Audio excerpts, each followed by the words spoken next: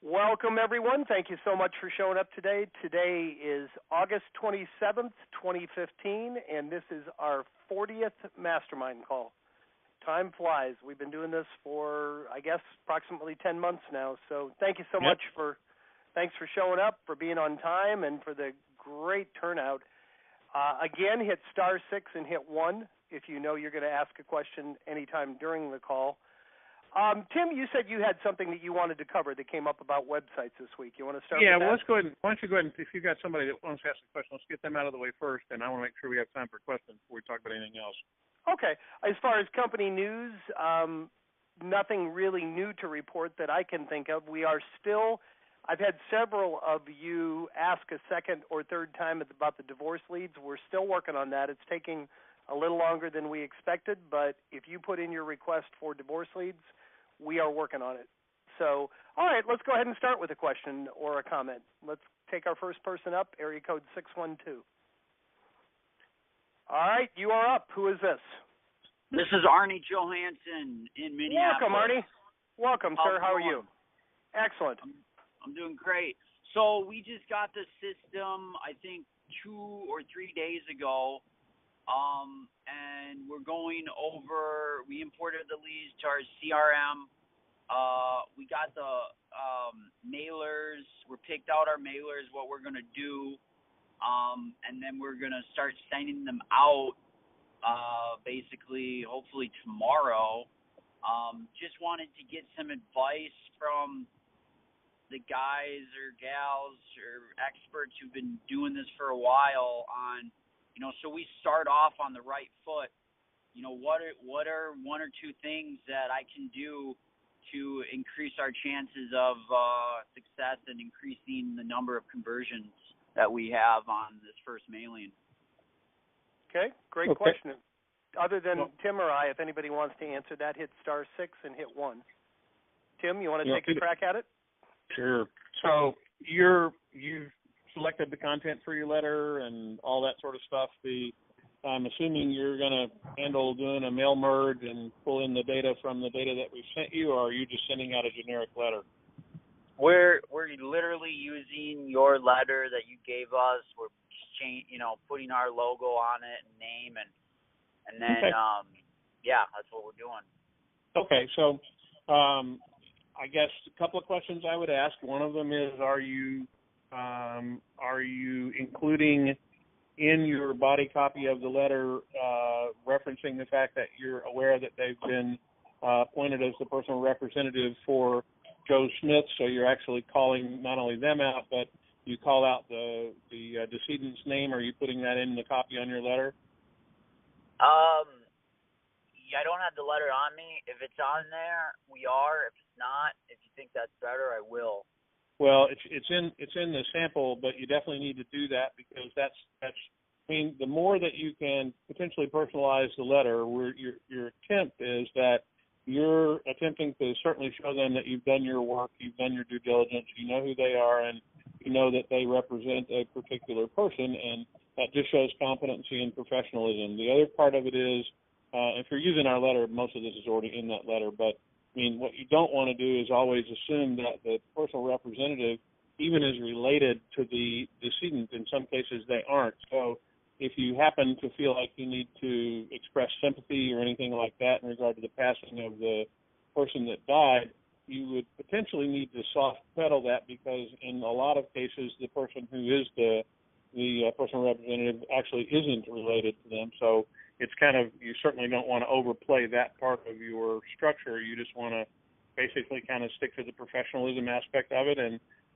also you should let them know that you're going to be following up. If I don't hear from you, I'll be following up with a phone call soon to try and touch base with you and see if there's any way we can help. Outside of that, get the letters out, follow up with a phone call, and you're off to the races.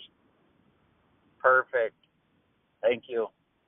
Anything no else, problem. Arnie? And you're on track, man. That's the right way to do it. The only other thing I would suggest is that you might want to, I don't know if you're including your website in the letter and a link to it, and if you are doing that, I would make sure that you have content on your website that refers to probate, which shows that you legitimately do specialize in probate, or, at some point you may want to talk with us about getting one of our probate credibility sites that we've kind of done all that work for you, and you can land them on that and link between the two sites. So it really shows that you do have a focus on probate, and we're finding that to become more and more effective for folks, that they're driving traffic to the probate site, and it answers a lot of the probate questions and is a super credibility builder. Awesome. One follow-up, I guess, if I do get a follow-up. Sure. Do you feel like that conversion rate that is on your mastermind or your master plan, the 10-step master plan that you used or that, we got with the system, do you feel like that is pretty accurate?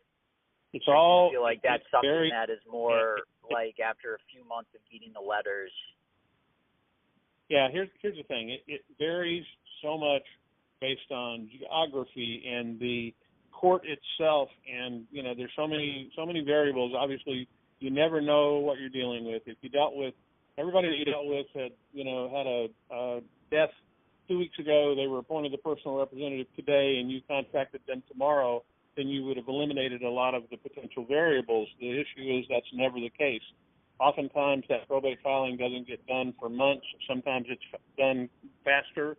Sometimes the personal representative is not appointed in the will and has to be appointed or settled on from the family. And so those things are things that take time. Time is probably the biggest factor in most of this, but as soon as that happens and as soon as you establish that relationship with that person, that's when you start moving down the road. And again, that's just the variable that you don't know. You don't know when this occurred, and also you don't know if in fact there's a probate or there's real estate in that probate until you make that contact. So, I can't tell you that there's a set formula that you'll get X percentage of results. You just kind of have to bang away at it, and your market will be different than any other market that we have, and every other market's different from yours.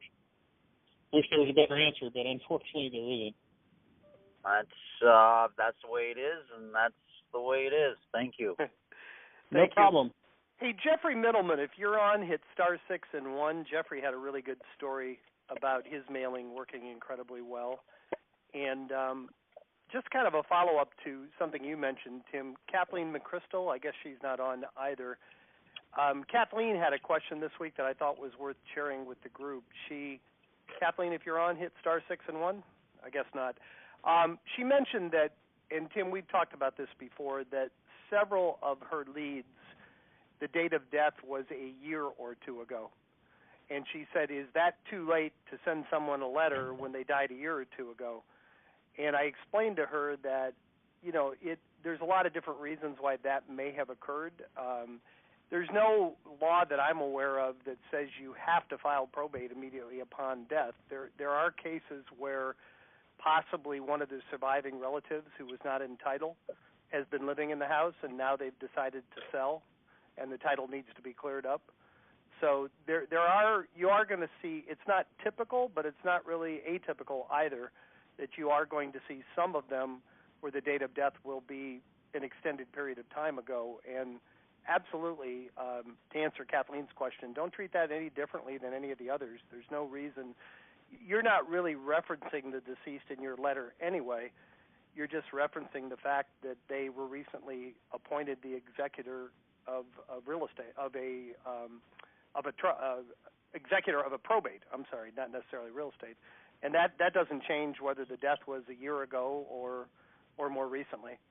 And Go ahead. Yeah, there's another factor that also is right down that same line, and that is the fact that when someone passes away, it oftentimes takes a long time before anybody's ready to deal with the real estate that's in a probate for a number of reasons. As you said, someone may still be living there. That's not the case. The surviving spouse may be living there, and maybe that surviving spouse is going to eventually be moving to assisted living or move to live with one of the children. And what you're looking to do is build a relationship. And Jim, you have the same kind of issue. You have found that you do your mailings, and you'll occasionally get someone who'll contact you a year after you sent out a letter to them and said, hey, I'm finally ready to do something about that house that Uncle Fred, expired, and where the family's now ready to sell it. So it's never too late to go do that. And I'm not trying to establish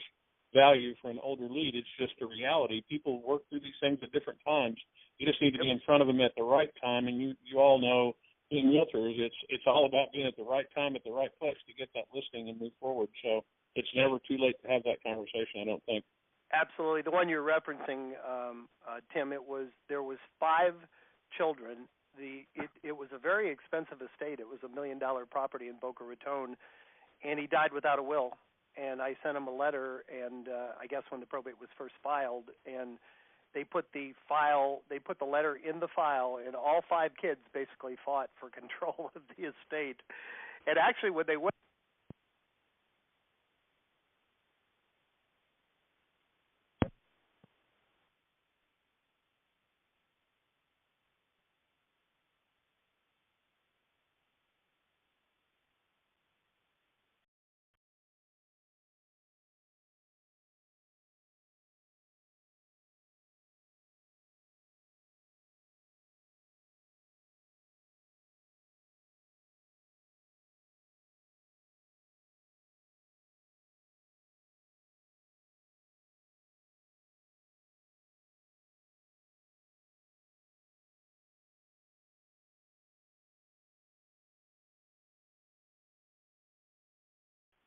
I'm back, guys. Can you hear me?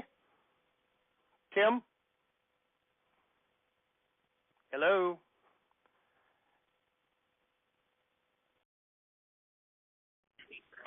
Hey, can you guys hear me? Yeah. Yeah. We can hear you. Sorry about that. We had a light strike near our building, and our power went off for a second. Let me turn the Q&A on, and I'll pick up where we left off. Sorry about the interruption. And Jim, I was muted out too, bud. Yeah, everybody was for about a minute. Sorry about that, guys. Hang on. All right, guys. Sorry about that. A little excitement. We got a hurricane down south of us, and we just had some bad weather here. My power went off for about a minute. Tim, let me turn you back on. Tim, you are back on.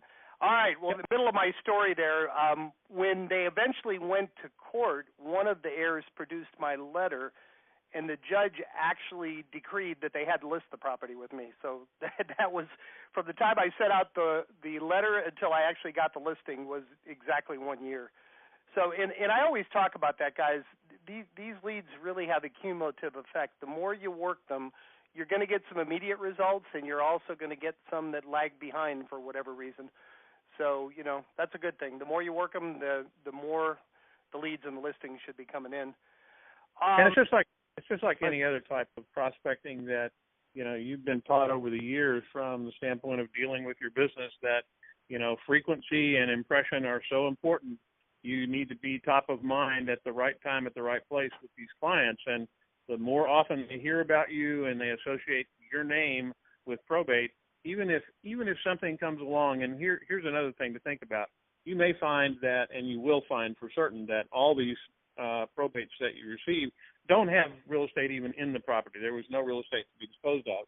However, that doesn't mean that it's not of value to you. And if you're talking to someone after you're following up on it, and they say, "Well, there was no real estate in that," well, that's a perfect opportunity for you. You've got a real client potentially on the line there.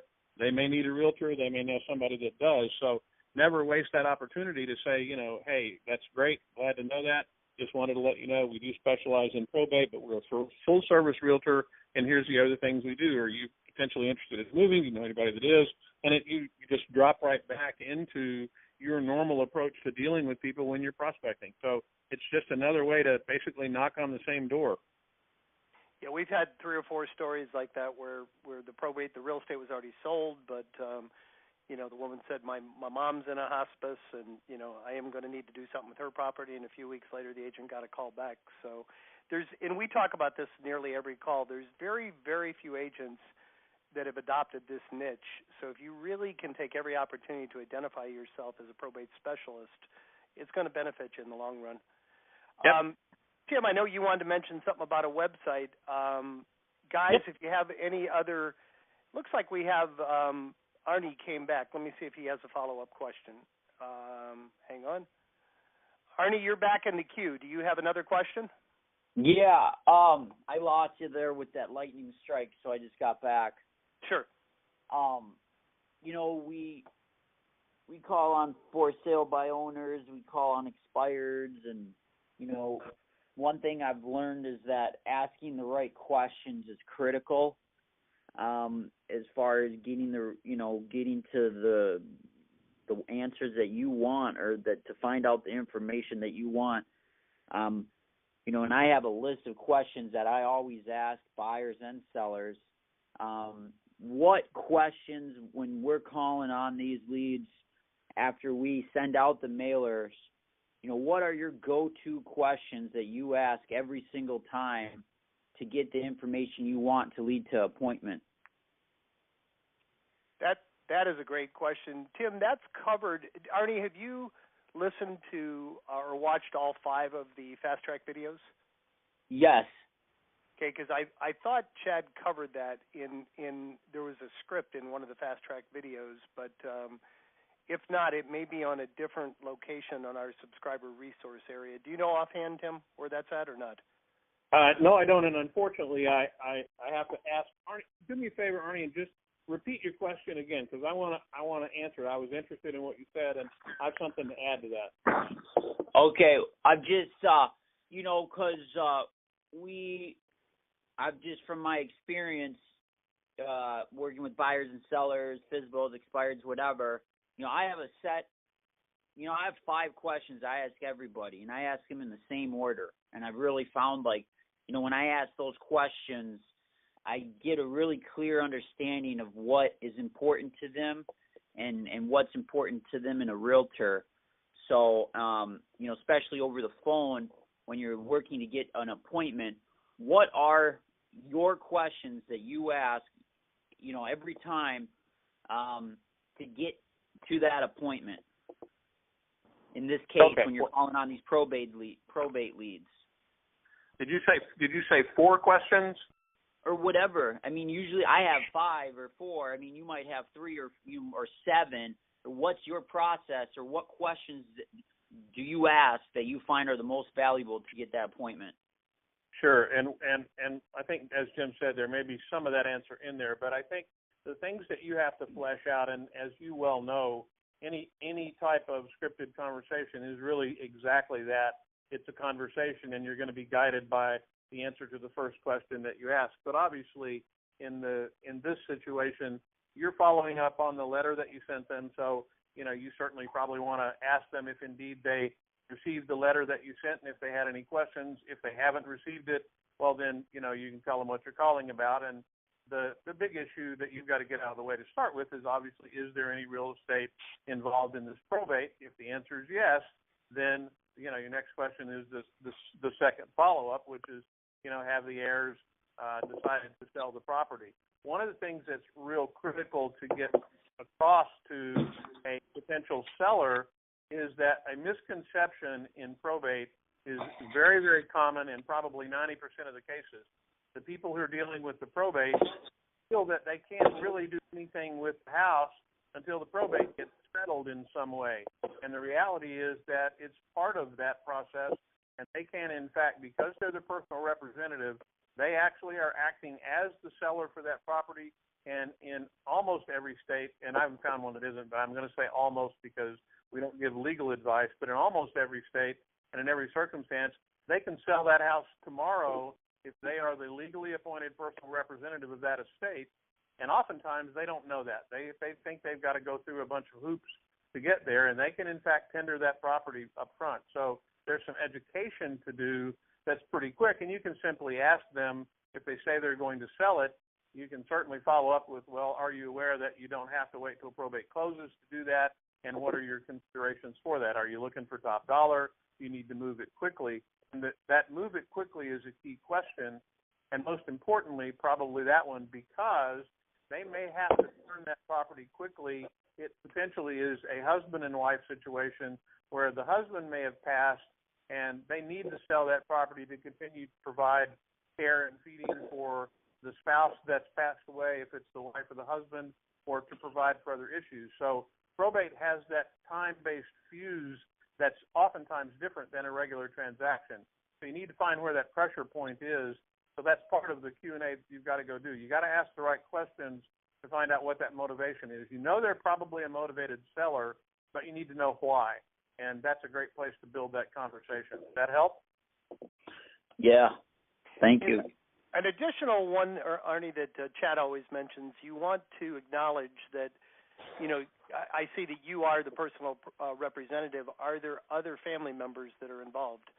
And then the next follow-up to that would be, are they all on the same page with you? Because that personal representative might be authorized, but you don't want it to come back and bite you later that you left other decision makers out of the process. I know Chad's real big on making sure everybody's on the same page.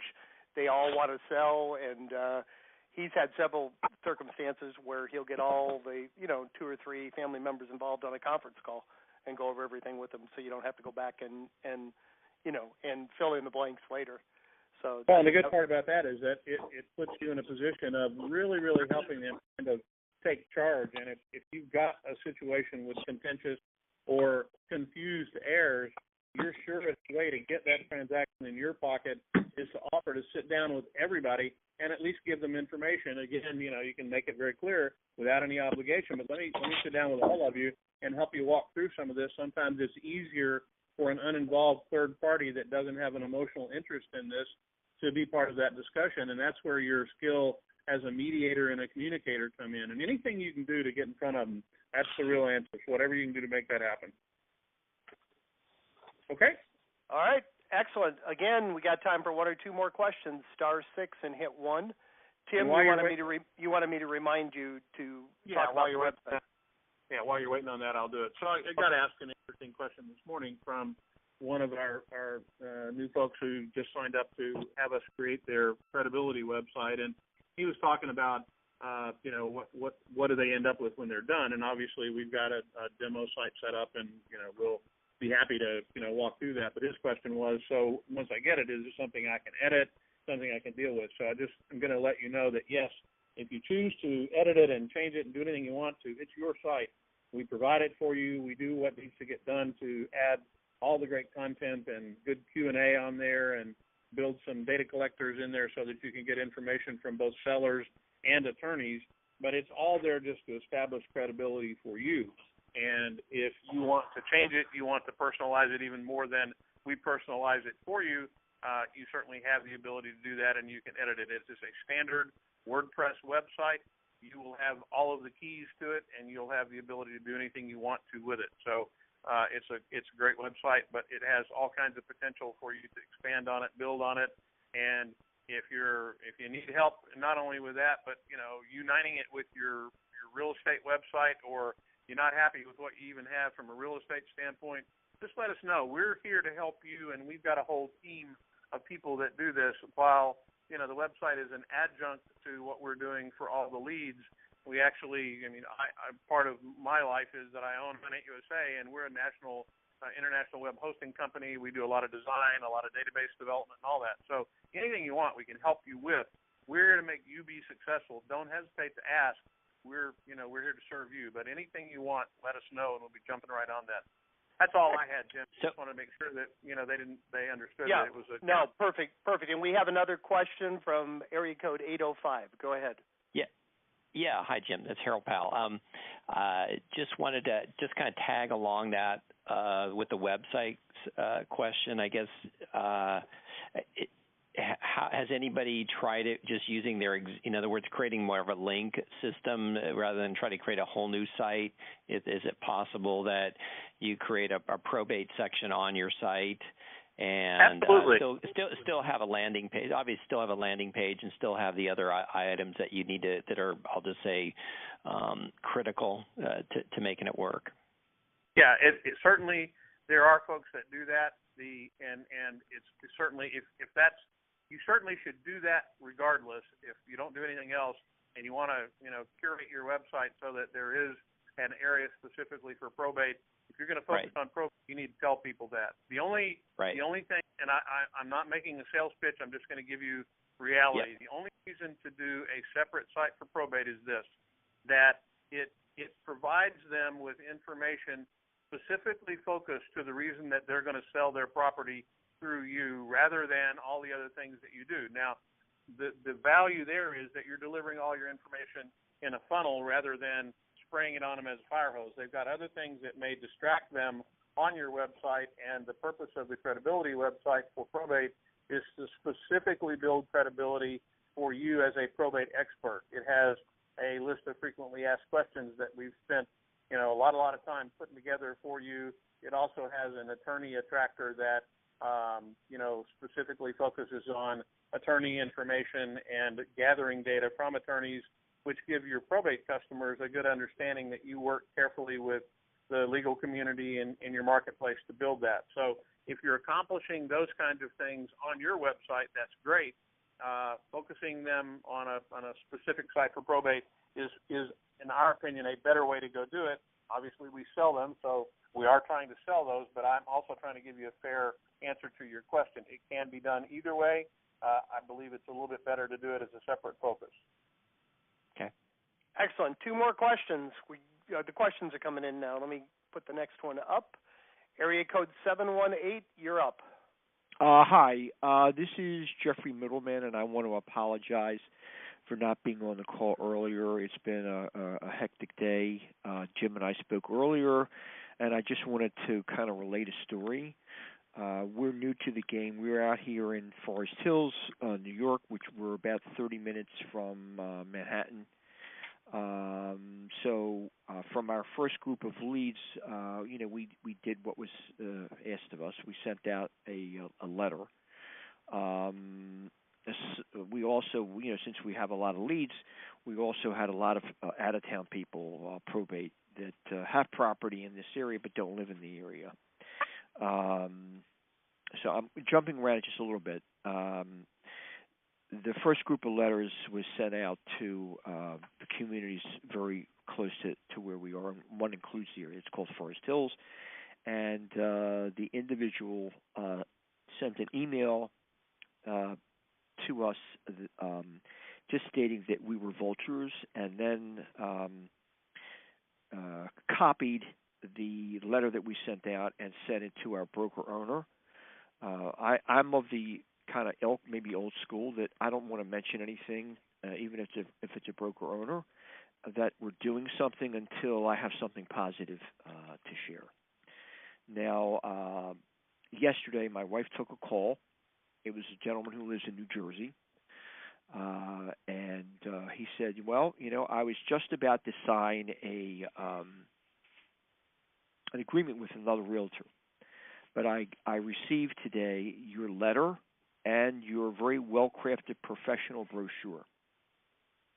So what point I'm trying to make is that we have to have a kind of a thick skin, and because one person doesn't like what we do doesn't mean that all people don't like what we do. This is the part of sales. I'm a salesman first and a realtor second. So I just brushed this off, and I had a nice conversation because I'm very much scripted. I'm very much of an actor, so I have a set preparation that I do for listing, and one of them is a pre-qualification call. So I called this guy, and again he mentioned the brochure, and we went through a number of questions, and I gave him.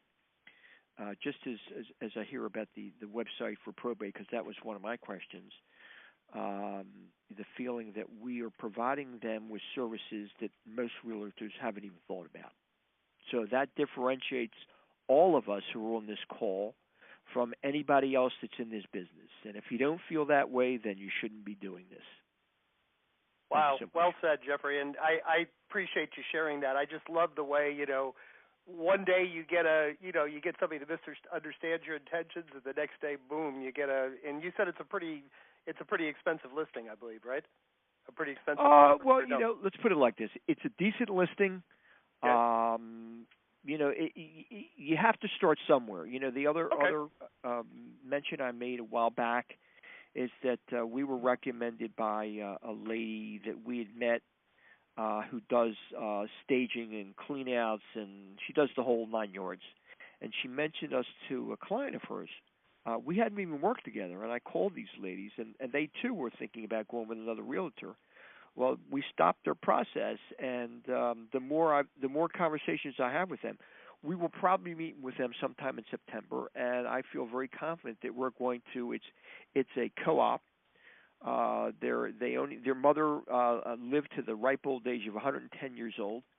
We're going to be able to sell that property, and the woman also has another property in the building, so we'll get two sales out of one. That is great. Jeffrey, you are off to a roaring start. Thank you so much for sharing that story with us. We got two more people in the queue, and we're running out of time. You're welcome. But I really appreciate that, Jeff. Let me go to the next question. Okay, thanks. Area code 713, you are next. Yes, this is Phil Cullen from Houston, and the term probate expert has been thrown out a couple times, and I was just wondering, my wife and I haven't started the process yet, but how much of the process, getting into the process, includes some education on probate? A significant portion of it is education. If you haven't done it, are you a prospective client, or have you already signed up for the service? My wife is a prospective client, but I'm listening on the phone call. As soon as you sign up, we have some very concise, very thorough videos on our website, the fast track videos. There's 5 10 to 12-minute videos which really take you through the entire process and pretty much tell you everything you need to know to get this system up and running. Over and above that, we do have a probate mastery course which our trainer teaches, and that comes with an actual certification, certified probate expert. That's not my personal recommendation. Get started, watch the fast track videos, do some deals, and then look at becoming a probate mastery expert. It's a little more in-depth knowledge and training, but it's nothing that you have to do or know to get started. But the 5 fast track videos are a must, and we tried to put them into 10 to 12-minute segments.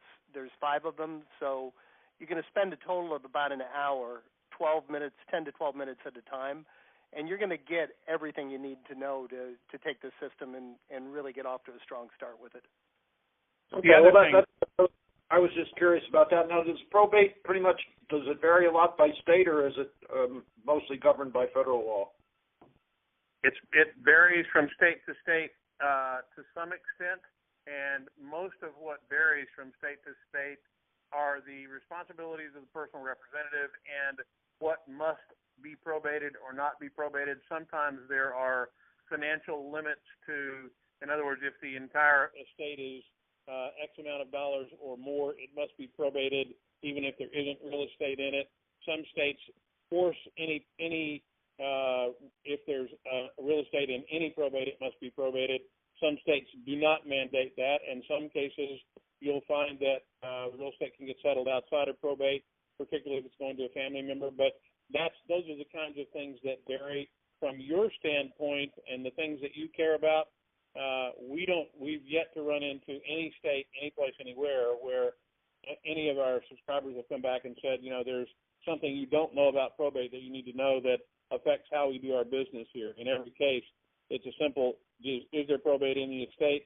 If you're going to sell it, what can we do to help? And that's kind of the case. What we try to do with our frequently asked questions and the education is do 2 things. First off, we try to make you as familiar as possible with every bit of the terminology that any probate is going to cover. We have a bunch of frequently asked questions that cover that, as well as a very significant in-depth glossary of all the data that's available and all the terms that are available. But most of what this is about is the what to say and when to say it when you make that initial conversation on the telephone and when you're following up in the living room or wherever you're meeting with them about what to talk about when you're there. And the only real thing you got to be aware of with probate is that pressure point, is what's forcing the sale to happen and who are the stakeholders. And Jim made that point as well, that it's not, in this case, the person that you're talking to as the personal representative may or may not be the only stakeholder in that transaction. If they're family members, they're responsible to them. So those are the things we try to educate you about and role play with you. And Jim, you should mention also our role play call. Oh yeah, once a month, and we're getting ready as soon as our trainer gets back from his backpacking trip to Europe. Once a month, we do a role play call, and we'll be doing that in the next couple of weeks. And we've done one. We're getting ready to do our second one, where you can show up with any situation you've come across, and we practice role playing it with each other. Guys, we're running a little bit. Thank you. Oh, you're very welcome. We're running a little over today. We have one last question, and we're going to have to cut it off here. We try to keep these calls at 30 minutes, and we had about a 2-minute weather delay on this one. So let's take I have one more thing got to throw in. So you guys. Okay, sure. Go ahead. Okay, after this question. Okay. Yep. Last questioner of the day, area code 6112. You're up. Hey, thank you. I was just wondering, for the people that have been doing this for a while, do you feel like you get more referrals versus, doing this because it's more specialized compared to just like your regular buyer and sellers? You mean referrals from people that you're addressing with probate? Yeah, okay, you send out some stuff, you do the probate deal, they refer you to somebody else. Like, do you feel like you get more referrals because it's more of a niche? Sure, no problem. So think about this from a psychological standpoint.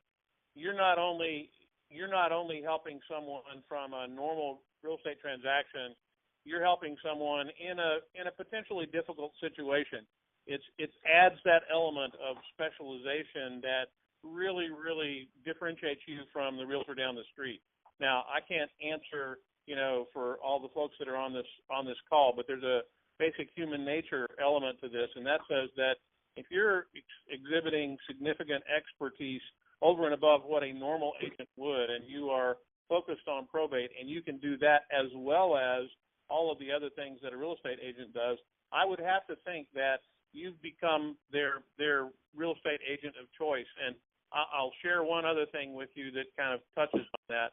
One of the folks that is one of our customers has a really interesting approach to this, and that is that they intend to be your real estate agent for life. And that's really a great way to kind of look at this. And that's kind of a great buzzword to use when you're talking to people, that you're not just trying to work with them on this transaction, but you want to be their agent and their family's agent for life. You're trying to build that same type of relationship that their insurance guy builds with them. So I would say the answer is probably you're going to get more out of this. Again, I realize we sell them, so I'm not trying to be disingenuous, but I think you're going to get more out of this than you're going to get from just a normal transaction that happens for somebody. Excellent. Tim, let's let everybody get back to work. You said you had one closing thought you wanted to share. Yeah. Well, it's not a thought. I got popped a quick text while we were talking, and somebody says, where is the new website? Go to www.yourprobatewebsite.com.